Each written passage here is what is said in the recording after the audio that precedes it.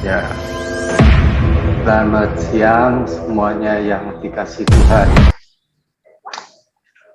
Saya bersyukur bisa berdialog dengan orang cerdas rumah. Hari ini kita bicara tentang Allah yang benar. Gimana? Putus-putus kah? Kawan-kawan, aku dengarnya putus-putus loh. Putus-putus Mas Ian? Atau gimana? Agak putus-putus katanya. Tapi suaranya jelas di saya, Gurunda. Iya, di saya jelas juga. Jadi gimana? Belum ya? Bagaimana sekarang, Mas Ion? Iya, oh kedengeran jelas Pak E. Alhamdulillah. Alhamdulillah. Masya Allah.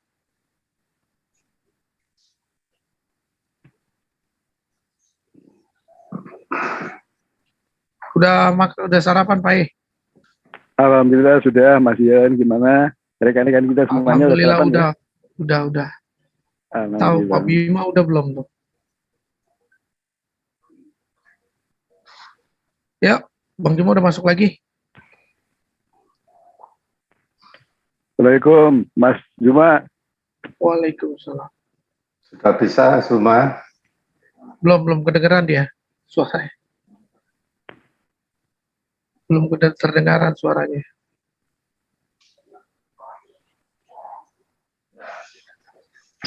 Oke, sip. Oke. Bismillahirrahmanirrahim. 1, 2, 3. Sudah jelas Ya, Bang Suma? Siap. Sudah jelas. Sudah bisa dimulai, timernya mana?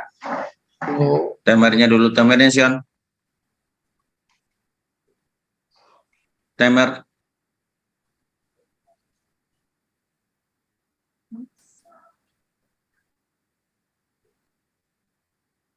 Oke. Bismillahirrahmanirrahim. Assalamualaikum warahmatullahi wabarakatuh. Selamat siang, salam sejahtera buat kita sekalian. Alhamdulillahirrabbilalamin. Wassalatu wassalamu ala asyrafil anbiya'i wal mursalin sayyidina Muhammad wa ala alihi wa sahbihi ajmain. Alhamdulillah, pada siang hari ini kita akan melakukan dialog antara Muslim yang diwakili oleh Gurunda Zulkifli M. Abbas dan saudara kita dari Kekristenan Immanuel yang akan membahas tentang siapakah Tuhan yang pantas untuk disembah. Itu judulnya. Kita berikan waktu 3 menit untuk setiap pemaparan dan selanjutnya bisa memberikan tanggapan sekaligus bertanya dalam waktu yang telah disiapkan. Untuk pertama, saya persilakan kepada Saudara Manuel untuk memberikan opening statement, sekaligus kalau mau bertanya silakan. Bismillah. Ya, selamat siang semuanya. Pagi siang hari ini kita akan bicara tentang Allah yang benar. Ini timernya nggak jalan ini? Belum ya? Halo? Emersion. Halo, ya oke. Jadi Allah yang benar harus punya firman. Allah yang benar harus punya roh. Maka itu Allah yang aku sembah adalah Allah Tritunggal. Ketiganya esa, ketiganya sama kekalnya. Ya, tentang keilahian Yesus dan kemanusiaan Yesus. Yesus punya 2 hakikat, yaitu manusia dan ilahi. Kemanusiaan Yesus keluar dari Bunda Maria, Perawan Maria. Dia keluar dari Perawan Maria tanpa hubungan biologis. Maka itu manusia Yesus itu dia disebut utusan, dia disebut perantara. Segala sesuatu berasal dari Allah Bapa. Dia bisa merasakan sakit, dia bisa mati di salib. Itu kemanusiaan Yesus. Jadi apapun yang nanti disampaikan, saya katakan Yesus manusia, yes, betul. Tapi itu setengah kebenaran saja. Yesus juga punya hakikat ilahi. Karena dia keluar dari Bapa. Yesus berkata di Yohanes 2:3, ayat 8 katakan, jika engkau percaya pada Allah Bapa, aku keluar dari Bapa. Ya, jadi Yesus sebenarnya di dalam Bapa, maka itu sama-sama kekalnya. Yesus juga berkata, aku berasal dari atas, kamu dari bawah. Itu untuk membedakan. Yesus juga berkata, aku bukan dari dunia ini, kamu dari dunia. Itu untuk membedakan antara utusan yang lain dengan Yesus. Jadi nanti apapun yang disampaikan bahwa Yesus itu juga ilahi dan terbukti. Kalau dia dari atas, dia kembali ke atas. Semua manusia diciptakan dari debu tanah, mulai Adam sampai semuanya, termasuk Nabi Muhammad. Di dalam ada orangnya di dalam. Jadi debu di dan warung. tanah. Ya, hanya Yesus saja yang kembali Allah Bapa tanpa menjadi debu. Itu membuktikan bahwa dia benar-benar dari atas, dia bukan dari dunia ini. Maka itu Yesus punya dua hakikat, hakikat manusia dan hakikat ilahi. Dan orang Islam pada umumnya hanya tahu hakikat manusianya saja, yang keluar dari Marianya saja. Padahal Yesus juga berkata, aku sudah ada sebelum dunia diciptakan. Artinya sebelum ada Adam, Yesus pun sudah ada bersama Allah Bapanya. Wujudnya adalah Sang Firman Bapa. Oke, habis waktu Pak. Silakan Gurunda, itu opening statement dari Manuel yang menerangkan tentang Dwi Natur daripada Yesus. Silakan Gurunda. Baik, Bismillahirrahmanirrahim. Assalamualaikum warahmatullahi wabarakatuh. Waalaikumsalam. Sahabat yang dimuliakan oleh Allah Subhanahu wa taala. Puji syukur kita panjatkan kehadirat Allah ya. Karena tema kita lagi-lagi menceritakan tentang pencipta. Allah Subhanahu wa taala di dalam Al-Qur'an menyatakan dirinya, khalaqallahu as-samawati wal ard bil haqq. Inna bidzalika laayatil lil mu'minin. Jadi pencipta langit dan bumi itu adalah Allah, yang mana Allah ini adalah pencipta, di mana unsur penciptanya itu adalah makhluk langit dan bumi beserta apa yang ada di atasnya dengan hak. Lalu dikatakan sesungguhnya pada hal yang demikian antar proses penciptaan Allah terhadap langit dan bumi itu terdapat tanda-tanda kekuasaan bagi orang-orang yang berakal, bagi orang-orang yang beriman, bagi orang-orang yang berserah diri kepada Allah atau orang mukmin. Nah, kalau kita melihat sejarah dari aspek kehidupan manusia sampai hari ini, kita memahami bahwa manusia diberi akal.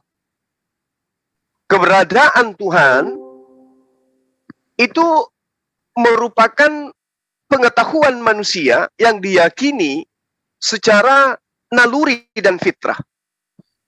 Seseorang tidak perlu berpikir atau belajar untuk menunjukkan keberadaan Tuhan. Karena pengetahuan tersebut itu sudah disetting oleh pencipta, ada pada diri manusia sejak manusia itu dicipta. Nah, yang keliru kemudian ketika Tuhan yang maha pencipta ini, yang maha besar ini, itu kemudian dibentuk dalam rupa makhluk. Padahal tidak ada satupun manusia, mau dia nabi, mau dia rasul, mau siapapun itu, yang pernah melihat wujud Tuhan pencipta langit dan bumi. Kata Rasulullah Muhammad SAW, bumi yang kita diami ini, ya, dibandingkan dengan langit yang ada di atas kepala kita itu ibarat cincin yang dibuang ke padang gurun. Dunia ini ibarat cincin yang dibuang di padang pasir. Sementara itulah langit, begitu luasnya. Di hadapan langit, bumi ini hanya ibarat cincin. Sementara langit itu ada 7 lapis. Dan di atas langit ke-7 itulah Allah yang maha besar. Jadi bagaimana mungkin Allah yang maha besar akan nuzul seperti makhluk di atas muka bumi, sedangkan langit pertama, bumi itu hanya ibaratkan koin, hanya ibaratkan cincin. bisa dibayangkan itu. Sementara bintang-bintang yang begitu besar itu berada di langit pertama. Oke. Ya. Demikian tes modulasi pemaparan aja awal. dulu. Alhamdulillah lancar. Ya, begitu akal bisa menelaah bahwa ciptaannya saja tidak mampu kita jangkau. Bagaimana penciptanya? Silakan Bung Emmanuel. Ya, oke. Terima kasih Bang Suma. Seperti yang saya katakan bahwa Yesus pun dia punya hakikat ilahi. Hakikat ilahinya itu keluar dari Allah Bapa. Ya, kenapa kita percaya bahwa Allah Tritunggal? Roh Kudus pun juga keluar dari Bapa. Maka itu bagai Bapa, firman-Nya maupun rohnya itu esa. Satu kesatuan yang tidak mungkin bisa dipisahkan, walaupun bisa dibedakan. Ya, apakah Yesus pencipta alam semesta? Yes. Ibrani 1 ayat 1 dan 2 itu dikatakan dia juga pencipta. Di Yohanes 1 ayat 1, 2, 3 juga dikatakan Yesus juga pencipta. Yesus juga mengaku bahwa dia adalah Alfa dan Omega. Yesus juga mengaku dia adalah terang dunia. Itu semua hanya Allah yang boleh mengatakan itu. Yesus juga mengatakan, akulah kebangkitan, akulah kebenaran itu, akulah yang memiliki kehidupan kekal, akulah yang bisa memberikan hidup kekal, akulah yang bisa mengampuni dosa manusia. Bahkan Yesus mengatakan, anak manusia mampu mengampuni dosa manusia. Semuanya Allah yang bisa, tapi Yesus mengatakan, aku bisa. Maka itu Islam itu hanya tahu ketika Yesus itu lahir secara nyata yang bisa dilihat. Tapi Yesus keberadaannya itu jauh sebelumnya itu memang sudah ada. Maka itu Yesus berani katakan sebelum dunia diciptakan aku sudah ada. Itu di Yohanes 17 ayat 5. Dia pun juga mampu memberikan hidup kekal. Yohanes 17 ayat 2. Jadi apa saja yang dikatakan Yesus manusia, yes. Yesus juga Tuhan, yes. Apa buktinya? Akhir zaman dia yang jadi hakim yang adil, yang bisa memisahkan orang kafir dan orang beriman. Jika itu hanya sekedar manusia, tidak mungkin. Pasti itu dia punya hakikat ilahi yang bisa memisahkan manusia yang jumlahnya miliaran itu bisa dipisah-pisahkan. Ini orang beriman, ini orang kafir, dan ini yang dihukum, ini yang diselamatkan. Kalau sekedar manusia atau nabi, mana bisa Yesus melakukan seperti itu? Maka itu saya katakan Yesus adalah manusia sekaligus dia punya hakikat ilahi. Oke. Nanti lebih dipertajam lagi, mungkin Bang Menudi yang mana sih? Cek suara saya. Kapan Yesus Suara saya manusia? bagus kan? Siap Guru. Siap Gurunda. Jadi Bang, suara saya kedengaran. dua natur ini tetap ditonjolkan oleh Bung Menel. Suara Gurunda lebih besar dari suara semua peserta yang ada di Zoom. Alhamdulillah. Jadi intinya suara saya dua kedengaran. itu yang ditonjol. Kedengaran. Cukup besar. Cek, suara saya kedengaran. Siap. Besar sekali. Besar. Oke Gurunda. Silakan. Bagus suaranya. Cukup. Dianya nggak dengar dianya. Sekarang hilang suara.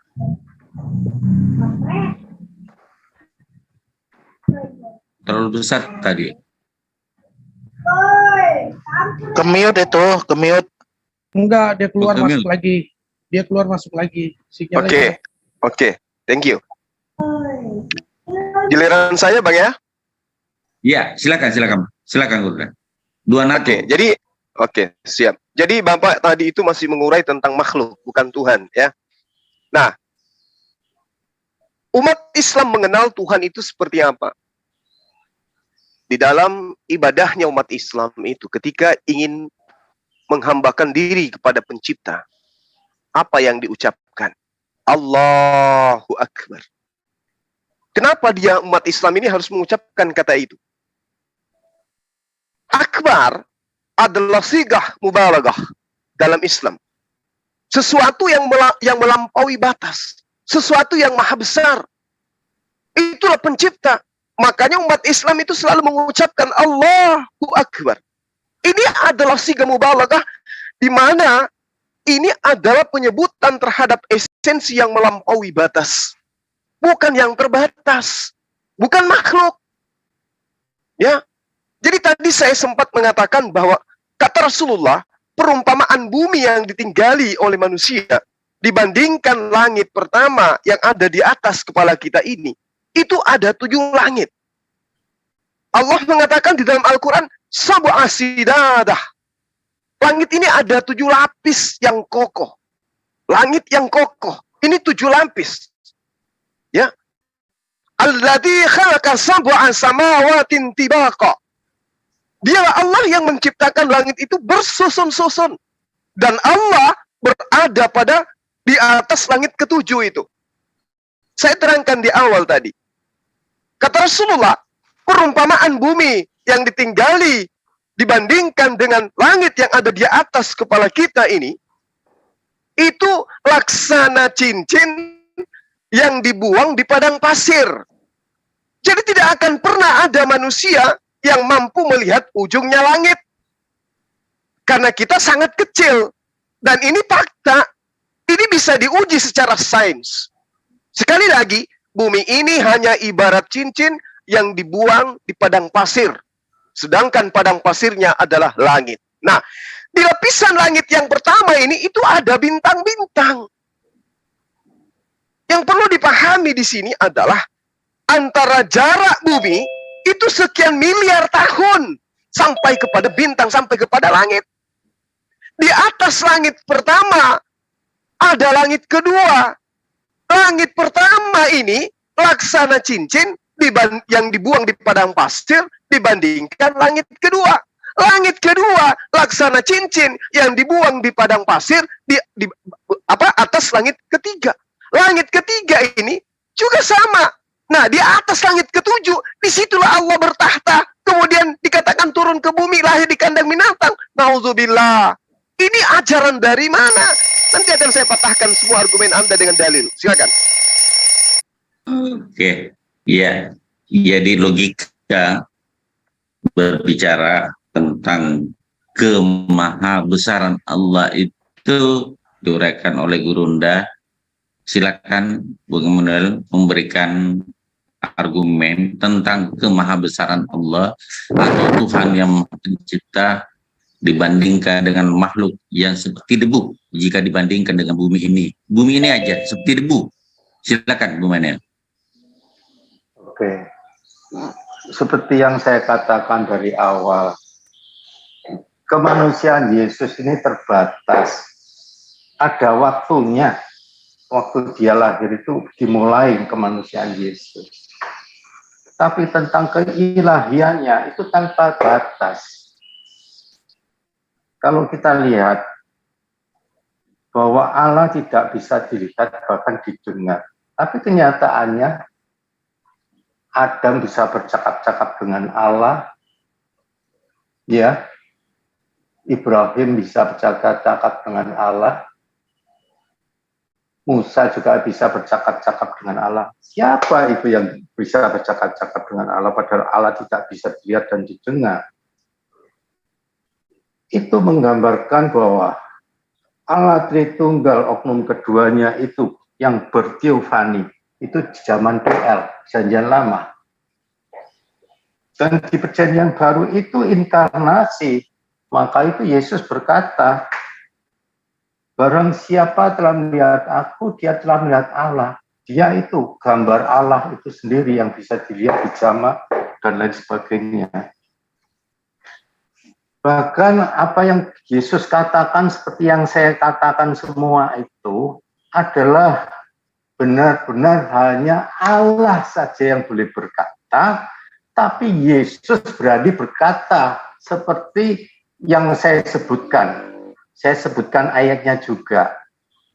Ya, Matius 28 ayat 18, Yesus mendekati mereka dan berkata, kepadaku telah diberikan segala kuasa di surga dan di bumi. Siapa manusia yang punya segala kuasa di bumi dan di surga? Pasti dia Tuhan. Sekarang Yesus juga berkata di Wahyu 1 ayat 8, aku adalah Alfa dan Omega, firman Tuhan Allah yang ada, yang sudah ada, yang akan datang, yang maha kuasa. Siapa yang maha kuasa? Allah. Yesus berani berkatakan itu.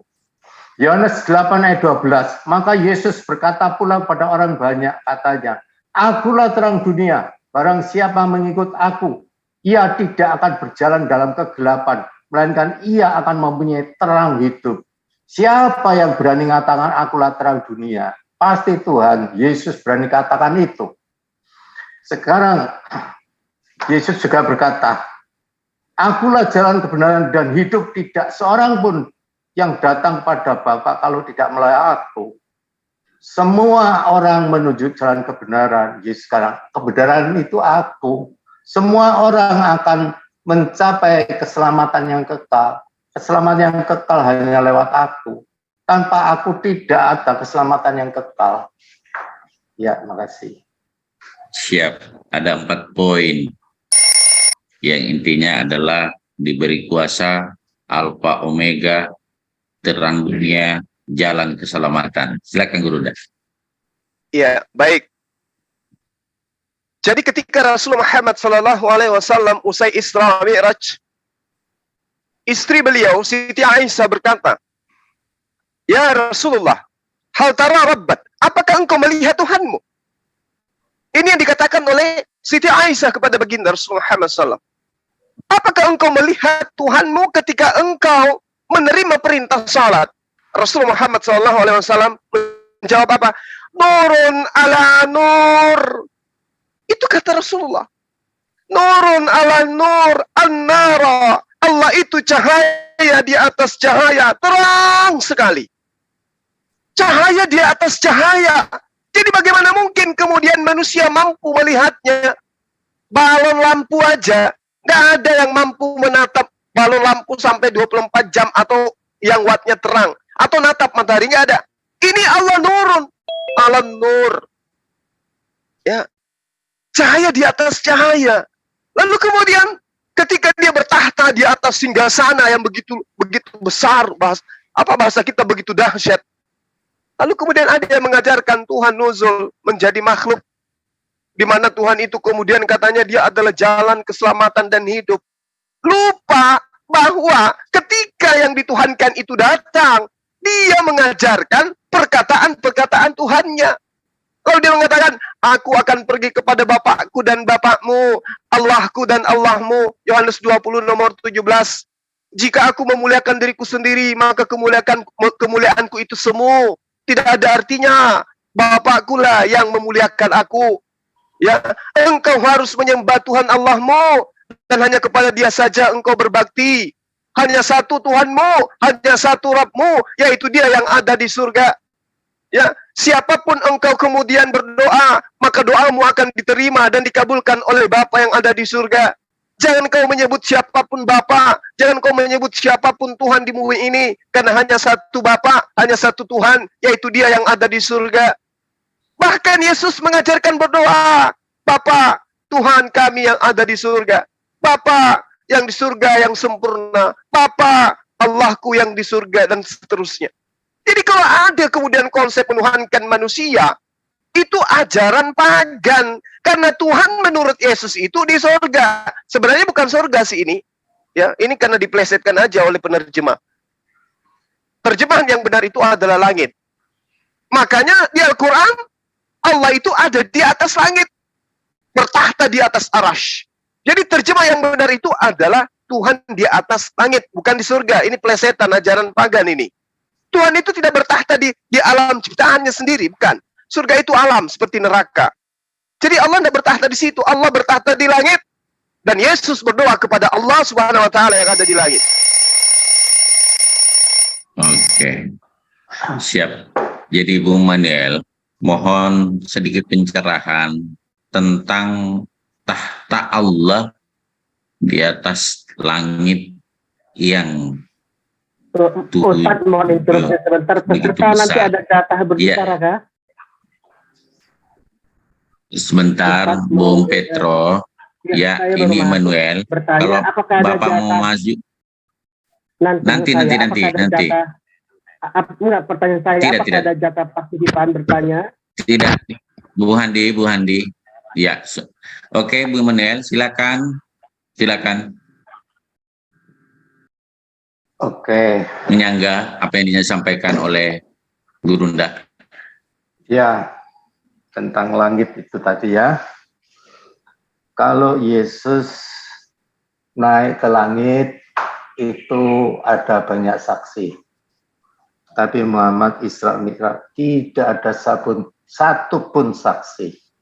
Buktinya ya, Kisah Rasul 1 ayat 9 dan 11, sesudah ia mengatakan demikian, terangkatlah ia disaksikan oleh mereka, dan awan menutupinya dari pandangan mereka. Ketika mereka sedang menatap ke langit, waktu ia naik itu, tiba-tiba berdirilah dua orang yang berpakaian putih dekat mereka dan berkata kepada mereka, hai orang-orang Galilea, mengapakah kamu berdiri melihat ke langit?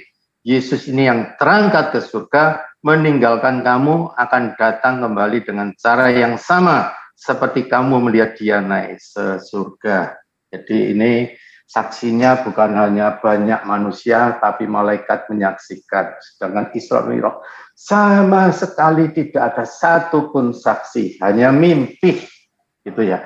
Sekarang mengenai surga atau langit itu gimana? Kalau di Alkitab pun tidak ada menyebut langit ke atas ketujuh, itu tidak ada. Itu hanya ada di dalam dongengan. Langit ke-1 itu adalah yang kita bisa lihat itu, lihat burung terbang atau pesawat terbang, itu langit pertama. Langit kedua adalah bintang-bintang, matahari, bulan, dan lain sebagainya. Itu langit kedua. Langit ketiga itulah surga. Maka itu ketika disebut Yesus naik ke langit, itulah surga memangnya. Surga ketiga. Jadi mau tidak mau, memang itu kenyataannya. Sekarang kita ajian juga menyebutkan bahwa Bapa lebih besar, Yesus memuliakan Bapa, bahwa Yesus yang disembah dan lain sebagainya. Sudah saya katakan dari awal, Yesus itu manusia, maka dia meninggikan Allah Bapa, dia menyembah Allah Bapa. Tapi di dalam keilahiannya, di dalam kekekalannya, dia bersama-sama dengan Bapa. Dia sendiri juga yang mengatakan, aku keluar dari Bapa. Artinya kalau dia tidak keluar dari Bapa, dia di dalam Bapa. Dia menyatu dengan Bapa. Dan dibuktikan dia kembali kepada Bapa. Mana ada manusia yang bisa duduk di kanan Allah Bapa? Itu menyatakan kekuasaannya. Di kanan Bapa itu kekuasaannya itu diberikan. Maka itu Yesus berkata, segala kuasa baik di bumi maupun di surga sudah diberikan padaku. Itu membuktikan ketuhanan Yesus. Islam hanya tahu kemanusiaan Yesus saja. Kemanusiaan Yesus dan keilahian Yesus. Intinya di situ, keilahian dan kemanusiaan. Sampai berapa lama kemanusiaan? Silakan, Gurunda. Iya. Ya, jadi kita digiring untuk memahami ajaran pagan ya. Nabi Musa jelas-jelas dia adalah sosok nabi. Dia minta kepada Allah, Rabbi arini anzur ilaih. Wahai Tuhanku, aku beriman kepadamu bahwa kamu itu ada. Namun izinkan aku ingin melihatmu. Aku ingin lihat kamu bagaimana. Rabbi arini anzur ilaih. Allah menjawab, ya, apa yang dikatakan oleh Allah? lantarani. Lantarani ini bukan lamtarani atau bukan latarani, tapi lantarani. Ini artinya tidak pernah, tidak akan pernah. Lantarani, kau tidak akan mampu melihat aku, wahai Musa. Ini kok dikatakan banyak saksi melihat Yesus terangkat ke langit. Wow, berarti se-Yerusalem melihat dong. Berarti hari ini keturunan yang melihat Yesus terangkat ke langit dan terbuka surga, ada suara dari surga. Berarti mereka sekarang sudah menjadi Kristen semua dong. Faktanya kagak. Sedangkan Rasulullah Muhammad SAW, Anda katakan tidak ada saksi. Sejazirah Arab beriman kepada beliau. Ayo, mana yang benar? Enggak dikatakan ada saksi, tapi semua orang percaya. Sedangkan Yesus dikatakan oleh kitab Lukas, banyak saksi. Ada 5.000 mata, sepasang mata yang menatap Yesus terangkat, langit terbuka, surga nampak. Saya katakan kepada Anda, kebohongan itu agar dianggap benar, harus mengatakan banyak saksi. Supaya apa? Supaya dianggap benar. Kebenaran itu tidak butuh saksi. Kenapa? Karena pada esensinya udah benar. Coba lihat. Kebohongan demi kebohongan ditutupi, itu dengan apa? Dengan membawa saksi-saksi. Supaya apa? Supaya bersaksi dusta.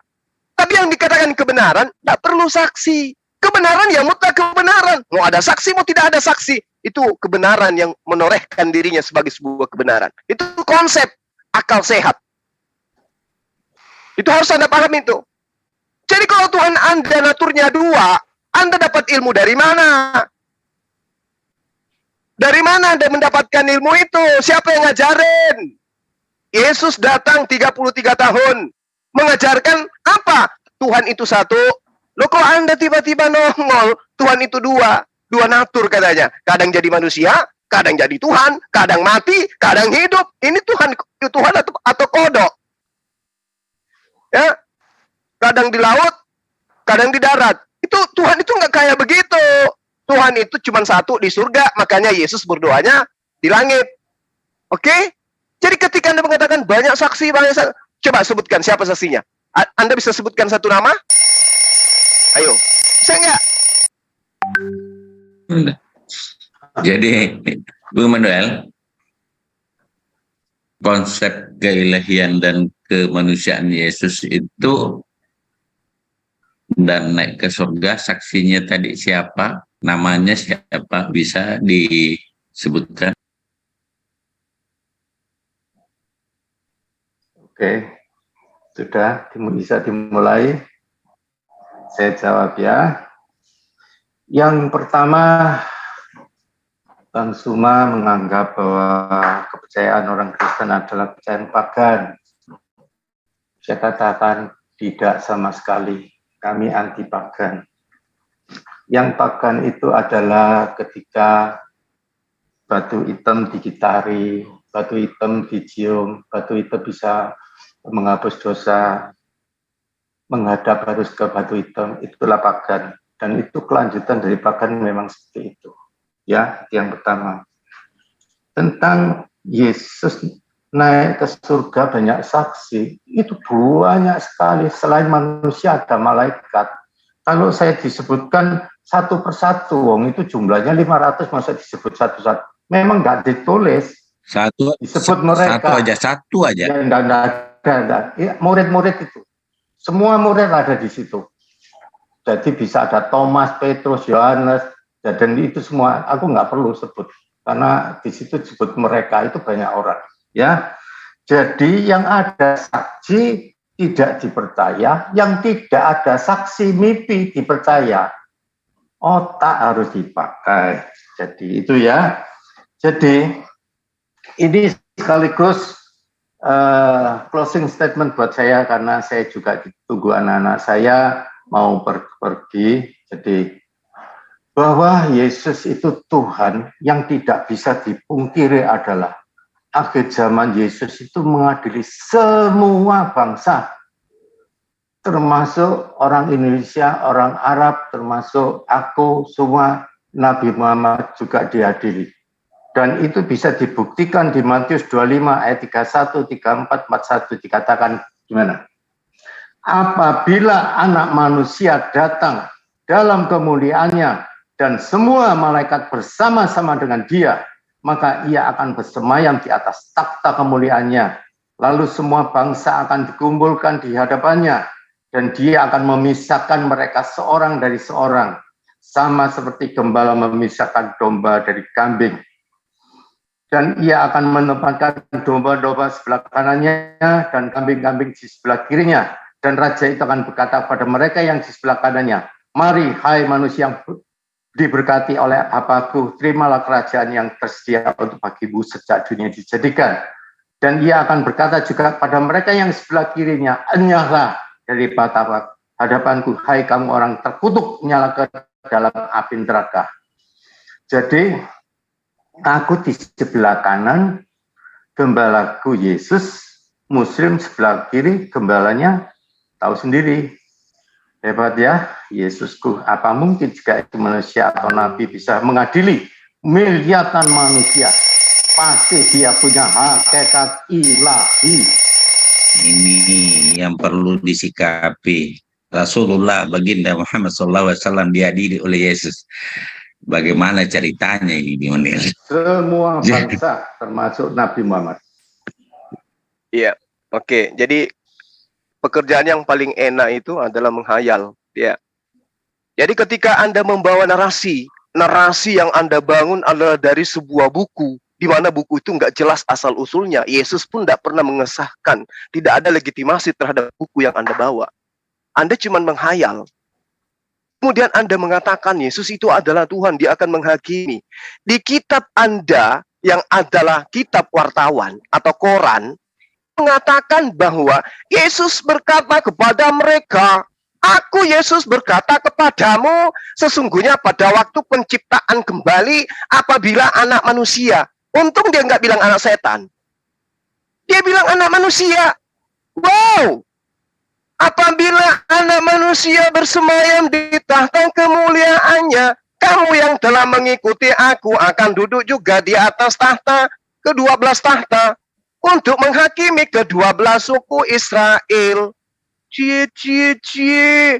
Anak manusia duduk bersama dengan ke-12 muridnya di atas tahta. Yang mana yang Tuhan ini? Anak manusia yang satu atau yang 12 murid juga yang duduk di atas tahta? Lalu menghakimi ke-12 suku Israel. Enggak ada yang kemudian seluruh manusia yang dihakimi. Cuma 12 suku. Itu pun kenapa dihakimi? Karena mereka menolak kerasulan Yesus.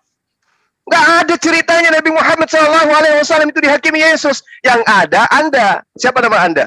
Siapa namanya ini bang orang ini? Manuel. Anda yang akan diadili. Ya, Matius 7. Tidak semua orang yang menyeru aku Tuhan akan masuk ke dalam surga. Melainkan dia yang melakukan kehendak Bapakku yang ada di surga. Emang Anda menyembah Yesus itu atas kehendak Bapaknya Yesus? Ada dalilnya gitu, ada. Ada. Emang ada kehendak Bapak agar manusia itu jangan bersunat? Ada dalilnya gitu. Nggak ada. Kalau Bapak Paulus yang Tuhan Anda itu memang ada. Nah sekarang ketika Anda mengatakan Rasulullah Muhammad SAW dihakimi, yang dihakimi itu Anda. Yang diusir Yesus di dalam kitab Anda siapa? Yang diusir? Meho. Yang menyebut Yesus Tuhan itu yang akan diusir. Dan Yesus datang untuk meluruskan ajarannya yang dibengkokkan oleh Anda. Yesus manusia menyembah kepada Allah yang ada di langit. Justru Anda menyembah kepada Yesus. Jadi Anda pagan. Anda mengatakan Islam pagan karena mengelilingi batu. Loh, nabi-nabi terdahulu itu mereka sudah melakukan tawaf. Ayo, Yakub mengambil batu lalu kemudian sujud menghadap ke sana. Apakah dia menyembah batu? Enggak dong, Pak. Udah tua Bapak ini, ayolah, bertobatlah dari ajaran pagan. Pagan itu menyembah manusia. Apabila anak manusia bersemayam di tahta kemuliaannya, kamu yang telah mengikuti aku. Emang Bapak mengikuti Yesus? Yesus ahli Taurat. Bapak apa? Bapak ahli apa? Ahli perpuluhan. Biarkan jalan teruskan, udahan juga lah. Pak Juma selesaikan dulu, Pak Juma. Lanjut dulu. Sudah selesai nih ya. Oh masih ada. Ya, silakan Bapak. Bantah kalau Tuhan Anda itu anak manusia. Kalau mau simbang menyangga, silakan.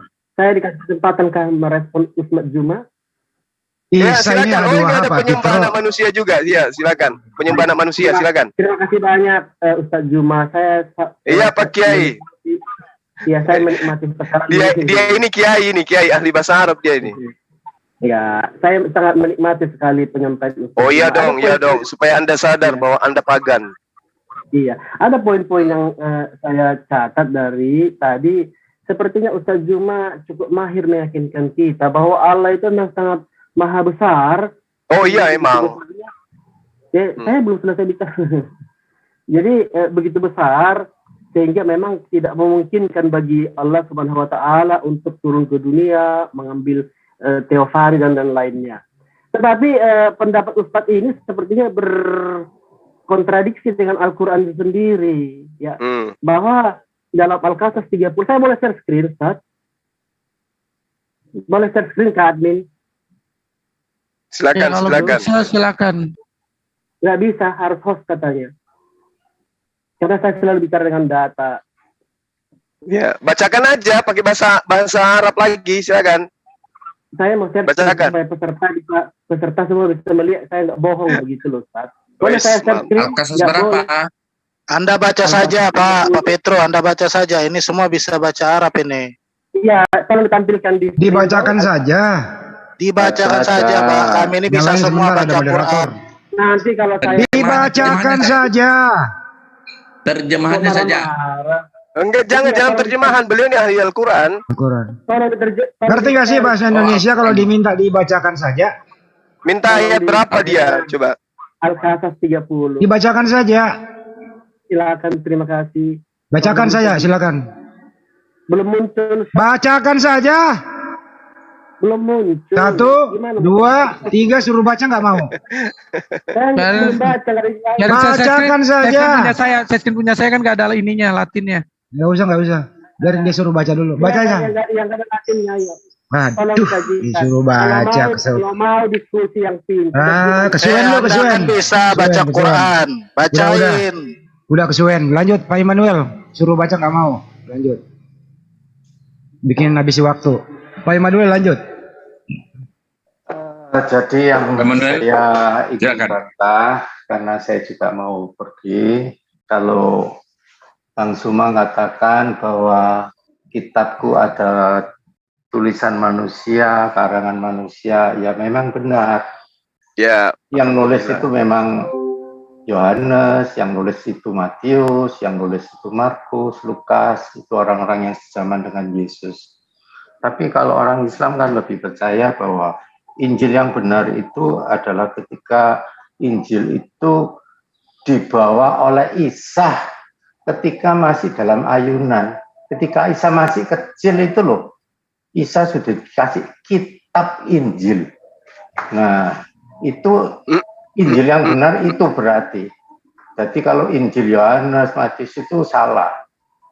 Tapi kenyataannya waktu Yesus itu ada di dunia, jangankan masih kecil, waktu di dunia, kitab Injil itu belum pernah ada. Karena Injil itu adalah kabar baik manusia yang seharusnya binasa, tapi karena kedatangannya itu menebus dosa manusia, maka manusia ada pengharapan akan kehidupan kekal. Itulah Injil. Baru ketika itu Yesus kembali ke surga, para murid-muridnya dan saksi mata itu yang nulis Injil. Sedangkan di Quran dikatakan bahwa kitab Injil itu sudah ada ketika Isa itu masih dalam ayunan. Itu bukti kedongengannya itu. Ya, mungkin itu yang saya sampaikan. Terima kasih. Selamat siang. Saya mau live dulu. Bentar, silakan Gurunda. Iya. Jadi Yesus itu mengajarkan Injil, Pak. Mengajarkan firman Tuhan. Firman Tuhan yang diterima inilah yang kemudian disebut Injil. Dan wartawan Lukas, ya, wartawan Lukas itu menuliskan di dalam Kisah Para Rasul 8 kalau Yesus memanggil muridnya Filipus untuk ikut kepada dia agar mengajarkan Injil Yesus. Injil Yesus yang diberitakan, Pak. Dan nas Injil Yesus itu kemudian digunakan oleh Filipus untuk mengajar. Baca tulisan wartawan Lukas di dalam Kisah Para Rasul 8 1 perikop supaya Anda tahu. Lalu kemudian agar Anda tahu bahwa benar-benar Yesus itu mengajarkan Injil. Terima kasih. Tolong, saya tadi belum selesai. Ini benar-benar satu nih monyet ini satu nih. Agar Anda tahu, agar Anda tahu bahwa wartawan Lukas itu menceritakan hal tentang Filipus diajak oleh Yesus. Anda boleh baca dalam Yohanes 1 nomor 42, 43. Yesus memanggil Filipus untuk apa? Untuk memberitakan Injil Yesus. Kata Injil aja ambil dari Quran kalian. Ya.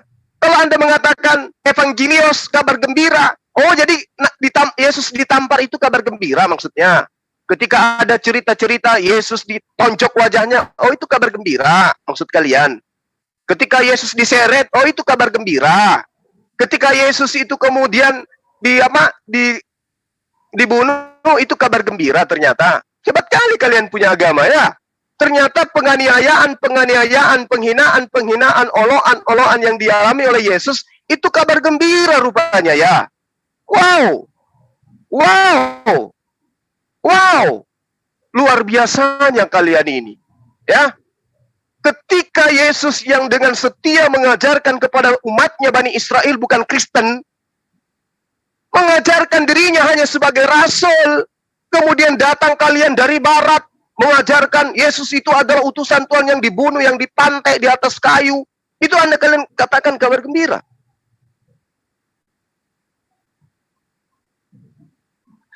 Gimana bisa Anda itu berpikir logika sehat ya? Yang dikatakan kabar gembira itu adalah Nabi Isa alaihissalam dari sejak kecil dia membela dirinya ketika difitnah sebagai anak haram. Dari kecil dijanjikan oleh Allah kelak akan diberikan Injil, kelak diperintahkan melaksanakan sholat. Bukan pada saat dia bayi sudah ada Injilnya, bukan pada saat dia bayi sudah sholat. Makanya belajar Quran itu yang benar. Itu adalah perintah yang dilakukan, yang mana itu adalah amanah. Ketika nanti kamu sampai kepada masa engkau bisa menerima Injil, kau akan terima Injil. Ketika engkau nanti tiba pada masa engkau bisa mendirikan salat, maka engkau akan mendirikan salat. Itu maksudnya belajar Quran itu kayak begitu. Lalu kemudian yang tadi siapa? Si profesor apa itu? Gabrul. Ya. Profesor Siluman. Ya, si Petro siluman ular. Saya katakan kepada kamu, ketika Al-Quran mengatakan falamma atahu ya ataha nudiya min sya. Apa yang diterangkan di situ? Apa yang Anda pahami di situ? Ketika dia Aduh sayang. Sabar. Nanti minta diulang. Sayang, signalnya di gunung. Sabar ya. Sabar, nanti kita ulang kembali. Cek sound kembali Bang Juma, signalnya menghilang. Mohon maaf ya teman-teman, kita nunggu Bang Juma selesaikan dulu ini ya. Jangan yang lain tolong jangan direspon dulu. Menunggu Bang Juma perbaikan sinyal. Terhubung ada di gunung, jauh dari jangkauan BTS. Bisa dikondisikan lagi Bang Juma? Sabar ya. Wah, malah terlempar keluar. Izin dokter Usema yang ada Raisen ini, tapi yang Raisen tolong yang singkat-singkat aja. Tapi kalau Bang Juma masuk, yang Raisen biarkan bicara. Pertama, Bu Nasir, silakan Bu Nasir. Nasir Media Channel. Dipercepat sambil menunggu Bang Juma. Atau ya silakan. Singkat padat. Singkat padat. Silakan Pak Nasir. Pak Nasir juga lama, silakan Putri Sarinta, silakan. Ya, halo. Terima kasih ya waktunya. Silakan. Kalau saya sih berangkat dari agama Samawi ya, konteks perdebatan monoteisme ini terjadi di zaman para nabi itu dulu ya. Waktu kalau Nabi Ibrahim itu membawa risalah untuk mentiadakan dirinya dengan persembahan dengan penyembelihan anaknya. Kalau di Nabi Musa itu membawa risalah tentang perbuatan Tuhan, mengenal Tuhan melalui perbuatan Tuhan. Kalau Nabi Daud mengenal Tuhan dengan asma Tuhan itu. Nah, tiba di Isa Al-Masih itu mengenalkan Tuhan itu dengan af'al, asma dan sifatnya. Tiba di Nabi Muhammad itu disempurnakan menjadi af'al, asma, sifat dan zat. Itu satu kesatuan sebetulnya dari Nabi Ibrahim sampai Nabi Muhammad. Satu kesatuan, bukan terpisah-pisah sebetulnya. Perdebatan di waktu Nabi Muhammad terakhir ada di Timur Tengah situ, itu terjadi antara orang Nasrani dengan Yahudi saling berdebat keras. Bahkan orang Yahudi mengatakan Maryam itu bukanlah seorang yang suci, bukan pelacur. Dibela oleh Nabi Muhammad. Bukan, Maryam itu seorang yang suci. Itu perdebatan monoteisme di zaman itu. Nah, pelembagaan agama-agama ini, Yahudi, Nasrani, Islam atau agama orang Sabi'in di waktu itu pelembagaannya itu setelah ratusan tahun setelah para nabi itu meninggal, baru dilembagakan Islam itu. Nah, sekarang konteks ajaran monoteisme itu udah jadi hilang sekarang jadinya gitu. Padahal di Nasrani sendiri aslinya ajaran trinitas itu af'al, asma dan sifat. Dengan itu aja orang udah cukup mengenal Tuhan. Kata-kata Allahu Akbar dalam kata Al-Quran itu, apa hakikat makna Allahu Akbar itu? Jika kemanapun kau berhadap tidak terpandang lagi bagimu apapun selain Tuhan. Di semesta alam ini nggak ada selain Tuhan sebetulnya. Yang ada tuh perbuatan Tuhan, asma Tuhan, sifat-sifat Tuhan, zat Tuhan. Itu yang kita monoteisme itu sebetulnya. Saya berbicara nih, bukan saya yang bicara, kalam yang bicara, sifat Tuhan yang berupa kalam. Apa yang dibicarakan? Ilmu. Ilmu ini untuk siapa? Untuk hayat, untuk basar, untuk sama, kodrat, iradat, ilmu kalam itu. Nah, kita ini tidak ada, yang ada tuh hanya Allah di semesta alam ini. Makanya kalau Allah dikatakan di atas arsy dan macam itu, ngaco itu. Kata-kata Allahu Akbar itu jika kemanapun engkau berhadap tidak terpandang lagi apapun bagimu selain Tuhan. Sebesar itu Tuhan. Kalau masih terpandang makhluk itu bukan Tuhan. Makhluk itu tempat wujud nyatanya perbuatan Tuhan. Itu pengertiannya. Kalau yang dibunuh manusia Tuhan apa bukan? Isa Al-Masih itu pencerminan dari perbuatan Tuhan, asma Tuhan, sifat Tuhan. Udah memadai itu untuk mengenal Tuhan. Yang tidak boleh itu menduakan Tuhan, mentigakan, mengempatkan, meratuskan boleh. Asma Tuhan itu tak terhingga. Enggak, kalau Yesus ini Bang, kalau Yesus dianggap Tuhan. Ya? Bisa enggak? Boleh, ada konteks persamaan dengan Nabi Muhammad. Siapa engkau sepupunya Muhammad? Ahmad Bilal Min katanya. Baik. Ahmad. Oh, jadi sebentar Bang, pendek-pendek aja. Jadi Yesus boleh dikatakan Tuhan. Bagi saya sah-sah saja itu. Oke, sah saja. Jadi Anda menyembah Yesus. Jadi Anda menyembah Yesus sebagai Tuhan. Yang menyembah itu sifat, yang disembah itu zat. Kok jadi bingung Bang? Itu konsep tauhidnya. Yesus tauhid apa bukan? Tauhid yang sampai di sifat baru. Enggak, Yesus tauhid apa bukan? Bukan CIBI ya?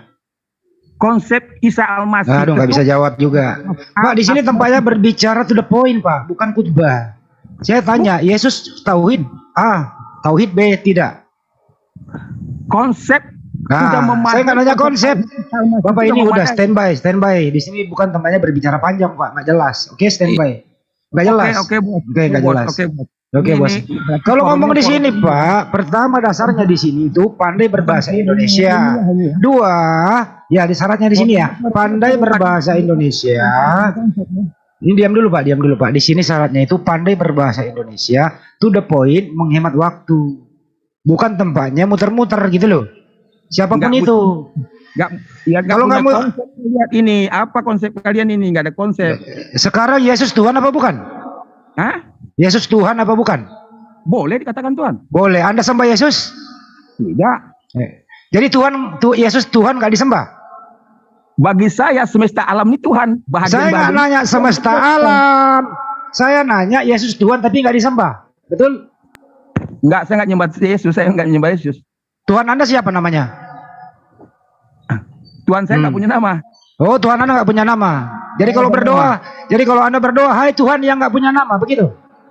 Ada yang dinamai, ada yang menamai. Tuhan Anda nggak punya nama. Ganti aja, ganti. Biarin. Oke. Sebentar dok, izinkan saya sambil nunggu baju. Izinkan saya. Ada yang diasmai. Udah, selesai. Tuhan Anda nggak punya nama. Nabi Musa Tuhannya punya nama nggak? Dengerin dulu. Pendek dulu. Tuhan Anda itu nggak punya nama. Kamu ini bukan nggak ilmiah, kamu muter-muter. Anda kan mengatakan, udah, ada Banyuma datang. Anda standby. Silakan Banyuma lanjut. Iya. Udah diam dulu. Yang punya hayat udah datang. Diam. Lanjut Banyuma. Jadi oleh karena tidak adanya keteraturan di dalam kitab mereka tentang Tuhan, konsep Tuhan jadi kayak gini jadinya. Semua debat jadi nggak ada Tapi Saudara Putih, nanti waktunya saya kasih kesempatan untuk berdialog sendiri, oke? Sama saya nanti. Banyuma kelarin dulu dong. Hormati dong Banyuma sebagai punya hajat. Anda bisa menghormati nggak sih pembicara, bro? Banyuma dulu. Ini kan Banyuma yang punya hajat sama Pak Immanuel. Lanjut Banyuma.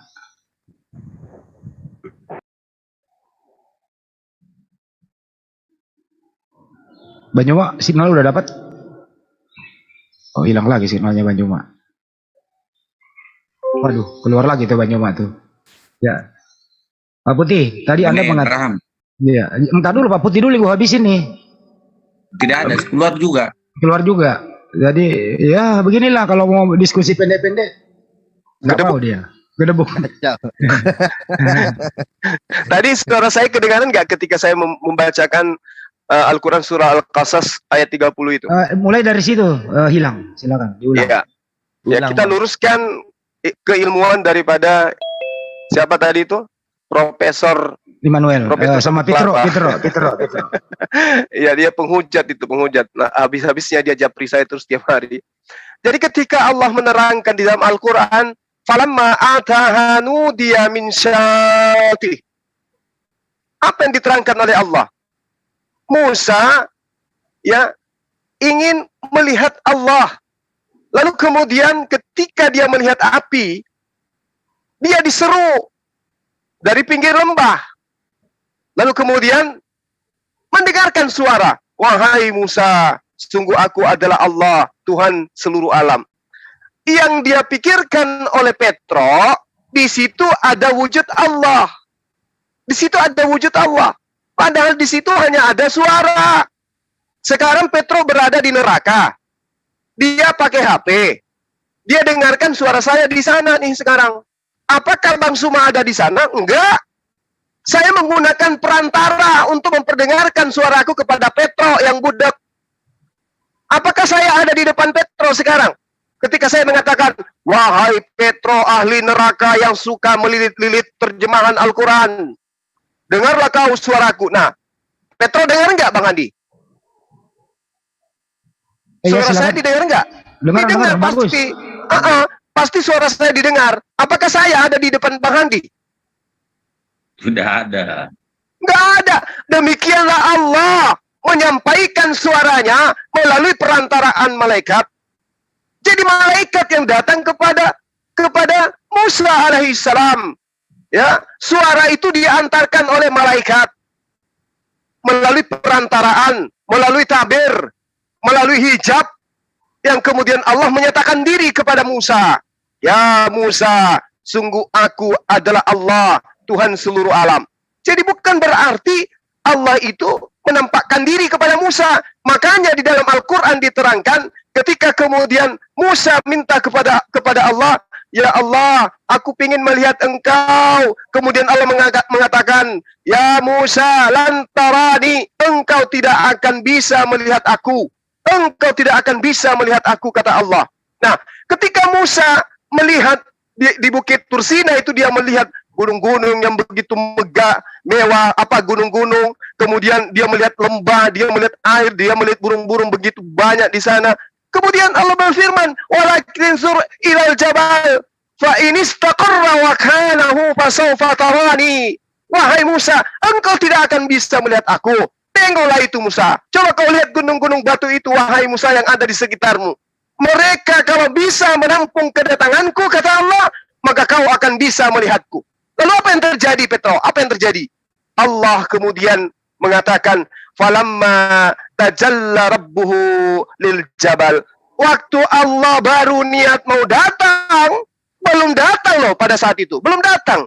Lalu kemudian apa? Ja'alahu dakka. Semua gunung-gunung batu itu hancur lebur, tak mampu menampung kedatangan Allah. Jadi kalau batu saja tidak mampu ketika Musa ingin melihat Allah, lalu kemudian dia tidak mampu, batu-batu aja itu hancur. Apa yang terjadi kemudian? Wa harra Musa syaifa. Lalu pingsan Musa itu. Dan tiba-tiba Nabi Musa tersadar apa yang dilakukan oleh Nabi Musa. Dia lantas berkata, amantu billah, aku beriman kepadamu ya Allah. Ini fakta. Jadi Musa itu tidak melihat wujud Allah. Ketika Anda membawa surah Al-Qasas ayat 30, ini buktinya Tuhanmu bisa menjadi. Nah itulah Anda harus banyak belajar. Nih saya ajarin, Petro, saya ajarin. Kitab yang engkau ambil dari agama lain, kitab Torah yang bentuk terjemahan, itu pelototin tuh. Keluaran 3, apa yang diterangkan di Keluaran 3? Baca di nomor 2-nya. Lalu malaikat Tuhan menampakkan diri kepadanya di dalam nyala api. Siapa yang menampakkan diri di situ? Malaikat. Bang Handi, suara saya masih kedengaran. Malaikat. Wah sih, lanjut. Ya, malaikat yang menampakkan diri. Ketika kemudian malaikat itu datang, dia katakan apa kepada Musa? Apa yang dikatakan kepada Musa? Musa, Musa. Lalu Musa menjawab, ya Tuhanku. Lalu ia berfirman, janganlah datang dekat-dekat, tanggalkanlah kasutmu dari kakimu, sebab tempat di mana engkau berdiri itu adalah tanah yang kudus. Lalu ia berfirman, akulah Allah, Tuhan ayahmu, Allah Abraham, Allah Ishak dan Allah Yakub. Apakah ingin Anda katakan bahwa malaikat itu adalah Allah? Tuyul. Belajar di mana kau? Yang datang kepada Musa adalah malaikat. Yang berfirman adalah Allah. Lalu kata Allah kepadanya, Musa, Musa, aku inilah Allah, Tuhan ayahmu Abraham. Jadi malaikat itu Tuhan gitu maksudnya. Nenekmu kiper.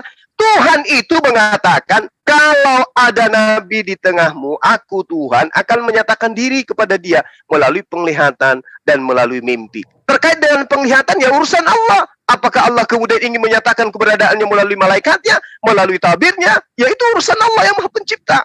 Karena itu makanya saya katakan kepada Anda, tolong kemudian ketika Anda berbicara mengenai Allah, pencipta langit dan bumi, itu kudu menggunakan ilmu. Jangan baca Quran pakai huruf Latin.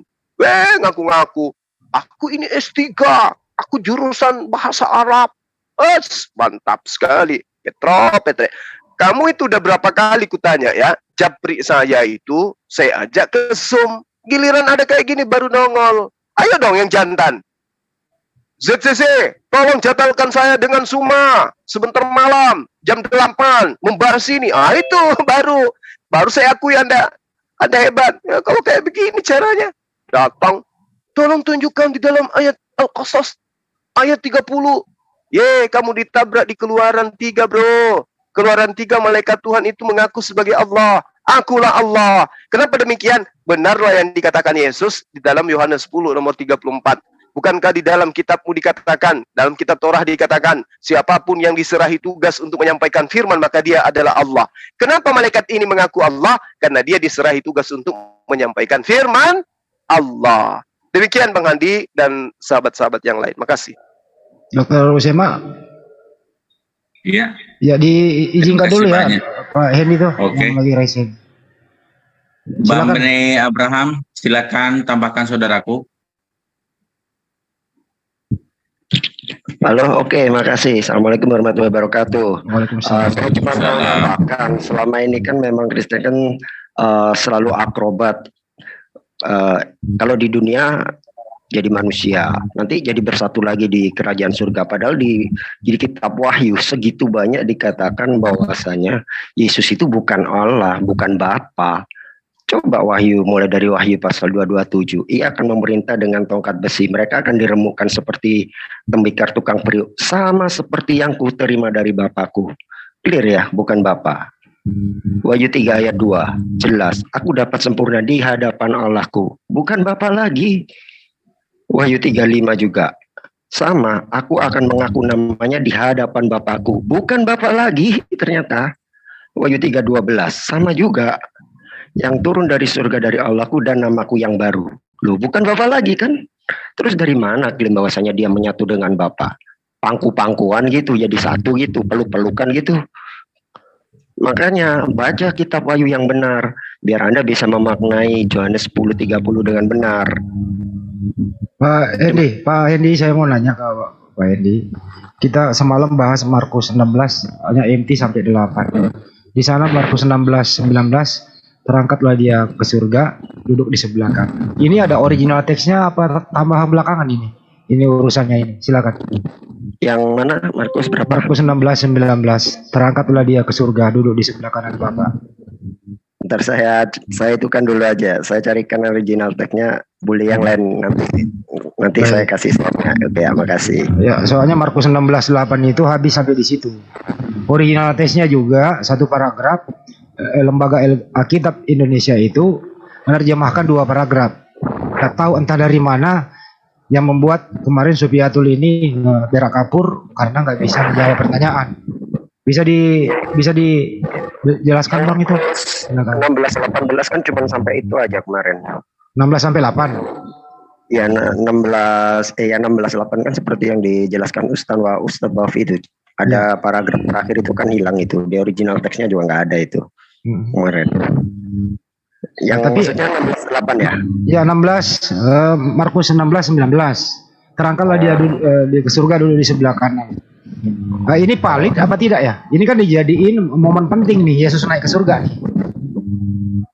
Oh, ya coba saya cari original teksnya dulu. Yang lain dulu silakan. Makasih. Ya, bagi teman Putih kalau nggak ngerti baca original teks diam. Bu Putih juga kalau nggak ngerti original teks diam. Ini berbicara original teks ya. Sebentar, sabar ya. Saya diundang sama itu, katanya mana ini? Iya, abis ini Bu, abis ini ya. Abis ini, sabar dulu ya. Saya balik lagi aja nanti. Iya. Jam berapa? Jam berapa? Abis ini nggak paling setengah jam lagi lah. Ya udah, saya balik setengah jam. Oke, baik. Dokter Usema, izin ya sebentar ya Dok. Ini harus kita luruskan ini. Karena titik sentralnya tadi Immanuel itu, yang saya dengar bahwa dia percaya banget bahwa Yesus itu naik ke surga, ada saksinya. Bang Juma minta siapa nama saksi itu, tidak bisa menyebutkan nama saksi itu.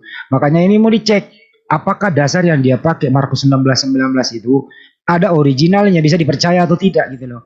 Karena apa? Markus 16 itu hanya MT sampai 8. Nah, kenapa ada lagi 9 dan seterusnya, itu dari mana asal usulnya? Pak Ben Abraham udah bisa. Sabar ya. Izin ya Dok, ini harus diluruskan Dok. Supaya Immanuel ini paham. Pak Putih juga paham. Pak Putih sendiri tadi udah berkata bahwa dia nggak punya, Tuhannya itu nggak punya nama. Nah kalau Tuhan nggak punya nama, bagaimana Anda berdoa? Nggak menyebut nama. Ya Tuhanku yang nggak punya nama. Begitu doanya. Kan aneh. Kau nggak kejar dulu argumen orang. Ya kamu nggak punya nama Tuhan kan? Tadi ngomong. Apalagi? Ya udah jelas, sudah diam. Kamu nggak punya Tuhan yang punya nama. Selesai. Nggak usah diam aja. Dengarkan ini baik-baik. Lihat nanti Markus 16:8 itu LAI itu kreatif membuat 2. Ini lu diam dulu. Lu nggak ngerti. Lu nggak ada ilmu. Gitu loh. Coba lu pikir Bible mau ada original teks. Hanya kopian kok. Lu percaya kopian? Ya ilaha illallah. Ya apalagi? Lu percaya Bible yang kopian itu? Percaya?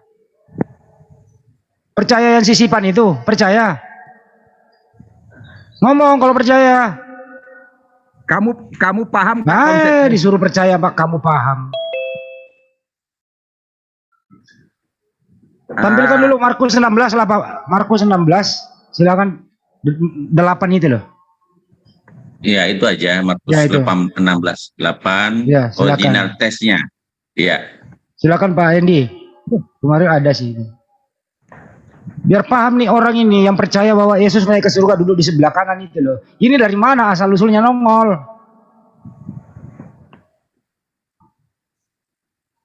Katanya ada saksi segala gitu loh. Maparin ilmu apa jadi hakim semua nih? Sok. Ini menunjukkan kebenaran. Ini sesuai yang ada di Bible-mu, bro. Hakim bukan menunjukkan kebenaran, hakim. Mesti hakim apa? Markus 16 berapa tadi? Silakan. Markus 16:8. Lu diam dulu lah, lu diam dulu. 16:8. 8. Kita saling menghakimi. Lalu diam dulu, ini mau ditunjukkan kebenaran. Bible mau hormati. Hakim lah kerjaan kau. Silakan Pak Hendi. Taruh di chat aja nanti teman yang saya screen. Hendi. Atau kalau enggak tampilkan Hendi. dulu ini ya, tampilkan dulu terjemahannya deh Markus 16. Terjemahannya dulu silakan. Markus 16. Markus 16 ya. Nomor Nanti.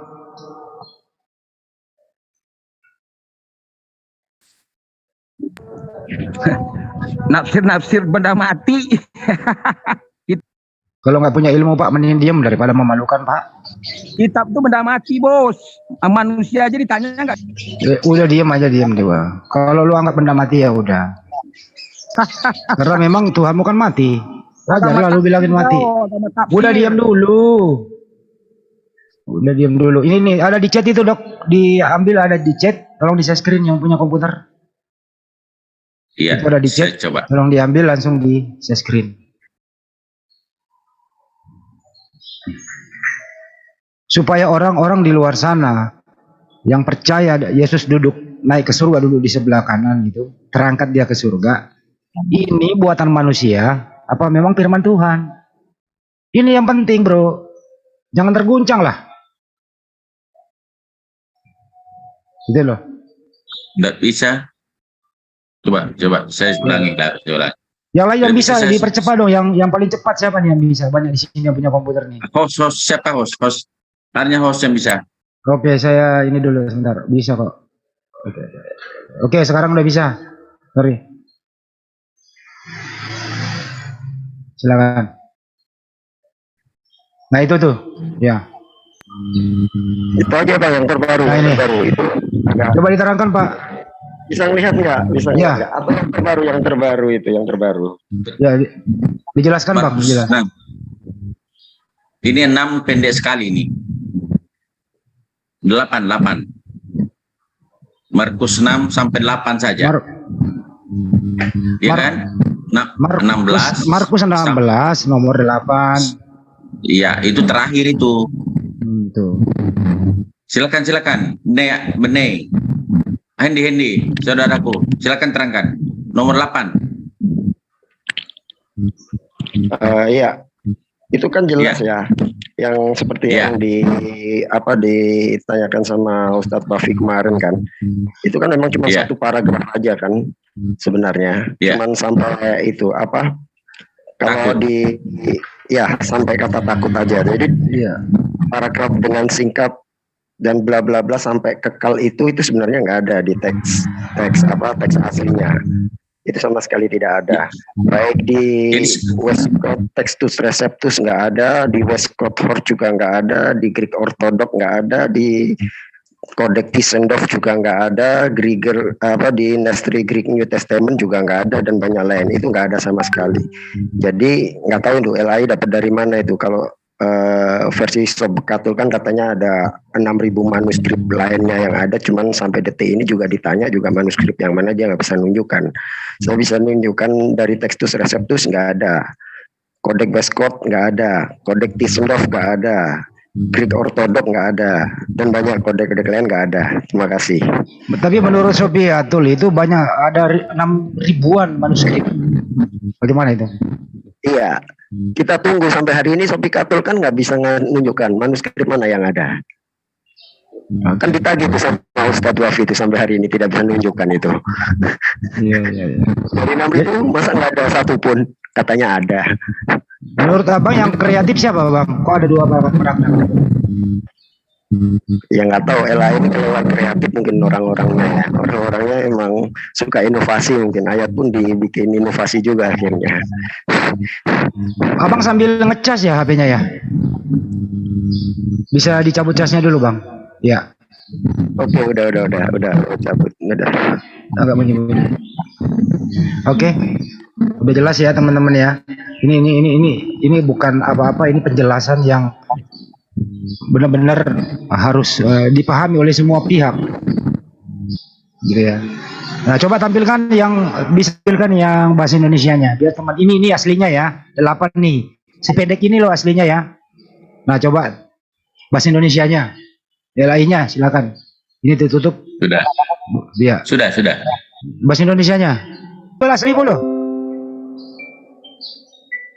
Itu coba ini 8. Lalu. Hanya sampai dengan takut. Takut di dong. Sini. Iya di blok dong. Di blok aja sampai takut. Aduh. Ya, kebanyakan bloknya. Di blok. Ini lari-lari kalau di blok ini. Ya udah nggak usah di blok dok. Udah stop aja. Jadi hanya bloknya dibuka aja. Hanya sampai takut. Takut di sini, ya. Sini.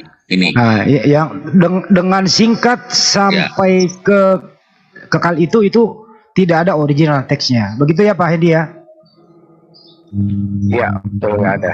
Ya. Nah, sekarang ada nggak orang Kristen yang paling cerdas di Indonesia ini bisa menjelaskan dengan jujur dari mana datangnya ini dengan singkat sampai ke kali itu. Ini yang membuat Sofiatul menceret. Apalagi Markus 16 19. Coba Markus 16 19 dibaca, dokter. Nah, stop. Sesudah Tuhan Yesus berbicara demikian kepada mereka, terangkatlah ke surga, lalu duduk di sebelah kanan Allah. Ya, sesudah Tuhan Yesus berbicara. Udah. Anda lihat nggak itu di bawah 20? Apa maksudnya itu Theophilus yang mulia? Artinya banyak orang yang menyusun berita gitu. Ini wartawan Lukas nih yang memperjelas bawahnya itu. Artinya apa? Jadi kalau ada orang nekat menjelaskan ini, kenapa Markus 16 habis dulu di 8, kemudian ada penyelewengan 2 paragraf, habis beberapa tahun, terus nongol lagi 9-nya sampai terakhir. Dari mana asal usulnya? Nah ini kalau mau minta dijelaskan kepada teman-teman Kristen, ini nggak ada yang berani. Kenapa? Coba buka Markus yang 18 itu. Baca coba dok 18-nya. Iya, mereka akan memegang ular. Dan sekalipun mereka minum racun maut, mereka tidak akan mendapat celaka. Mereka meletakkan tangannya atas orang sakit dan orang itu akan sembuh. Memegang ular.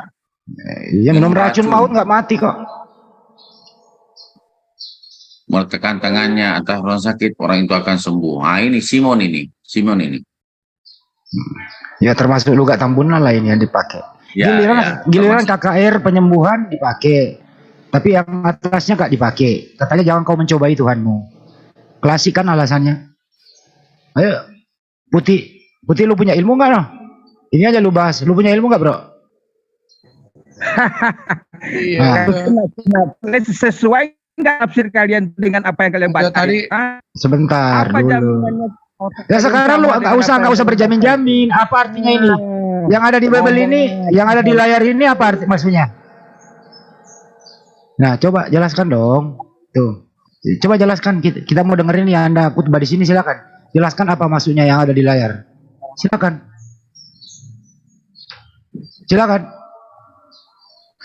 Takut itu. Ya maunya di sini dia ngarang sebebasnya begitu supaya kita dengerin. Gonggong aja nih. Giliran dikasih data nggak mau. Jangan dikit, biarkan dulu dia minta suruh jelasin. Kalau nggak mau jelasin lagi ya baru biarin dulu.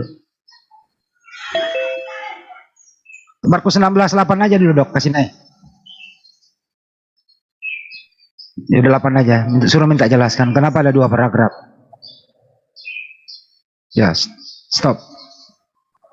Pak Putih, kenapa ada 2 paragraf di sini? Original tesnya 1 paragraf. Bisa Anda jelaskan? Bantu Sofiatul. Silakan. Kalem loh kita ini mau mendengarkan Anda. Ada yang punya keilmuan nggak? Putih, mana suaramu, Putih? Ayolah, ayo jelaskan. Berarti nggak ada yang mau jelaskan ya? Oke, Banyuma mau menjelaskan, Banyuma? Masih ada signal di sana? Banyuma juga kehilangan sinyal. Dia nunggu Uti sama Memi. Ya ini kan dikelarin dulu. Nggak apa-apa sih itu. Signalnya Banyuma hilang-hilangan. Gitu. Apa ini ditutup saja? Boleh, Bung Andi. Kalau ada yang lain. Kalau tidak, ya silakan Abraham, saudara Hendy, menerangkan ini, bahwa memang dalam original teks kita sudah lihat tadi, bahwa hanya sampai takut. Yang lain 1, 2, 3 kalimat ini, artinya 1 paragraf ini tambahan, sisipan.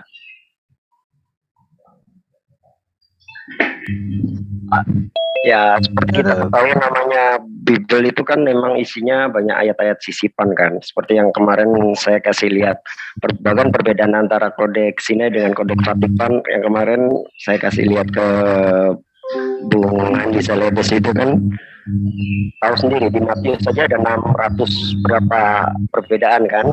Yang paling banyak di Yohanes ada 1022 perbedaan. Memang isinya sisipan semua. Jadi cara mereka memang kalau nggak nemu di kodeks ini, cari di kodeks satunya.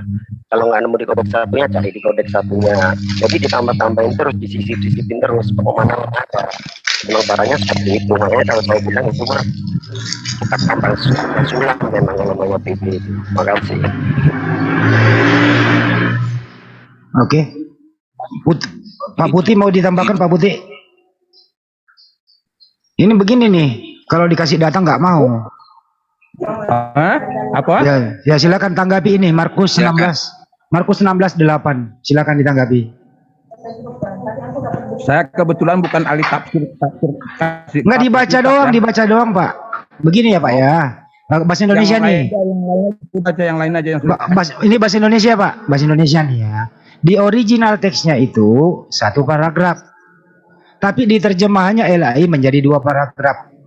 Bagaimana pendapat Anda dan keluarga? Dan teman-teman, silakan Pak. Nggak ada komentar. Bapak ngerti nggak atau tidak? Apaan? Bapak bisa menjawab atau tidak? Jadi punya Bapak loh ini. Punya saya apaan? Punya saya. Saya agama tauhid, on. Ya udah kalau begitu Anda standby. Tadi Anda menuhankan Yesus. Suka-suka saya lah pendapat. Bagaimana tauhid kalau menuhankan Yesus? Kagak jelas lu pada. Ya wes. Menuhankan Yesus tauhid. Pret. Tutup aja. Keluar. Mana Pak Putih? Udah silakan. Udah selesai. Silakan ditutup. Oke. Terima kasih banyak saudaraku. Berkaitan dengan tidak kondusif, Gurunda Suma signalnya tidak bagus sehingga apapun tadi yang diperbincangkan mudah-mudahan ada hikmah yang kita bisa ambil.